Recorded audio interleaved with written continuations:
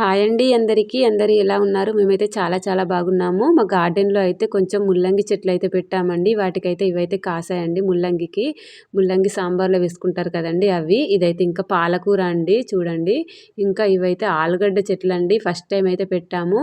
ఇంట్లో ఆలుగడ్డలు కొంటాం కదండీ, అవైతే మొలకలు వచ్చాయి. అందుకని నేనైతే ఇవి ఇలా పెరట్లో అయితే తీసుకొచ్చి పెట్టాను. 15 డేస్‌కి ఎంత బాగా వచ్చాయో చూసేయండి. చాలా బాగా అంటే మంచిగా పెరిగినాయి. 15 డేస్‌కే చాలా బాగా ఎగిరి వచ్చాయండి. వాటి కాయలు కాసినాక కూడా మీకైతే వీడియో తీసి అయితే చూపిస్తాను.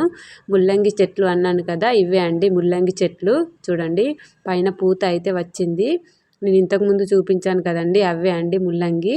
కొంచెం ఒత్తయినాయి అనిపించిందండి. ఐ మీన్ దగ్గరికి పెట్టాము అనిపించింది. అందుకే వాటిలో నుంచి అయితే కొంచెం తీసేసాము. తీసేసిన వాటి నుంచి ఆ ముల్లంగి అయితే కోసాము. ఎందుకంటే ఒత్తు అవ్వడం వల్ల కాయ అనేది పెద్దగా కావడం లేదు, చాలా సన్నగా ఉందని వాటిని అయితే తీసేసాము. తీసేయంగా అవైతే మిగిలాయండి.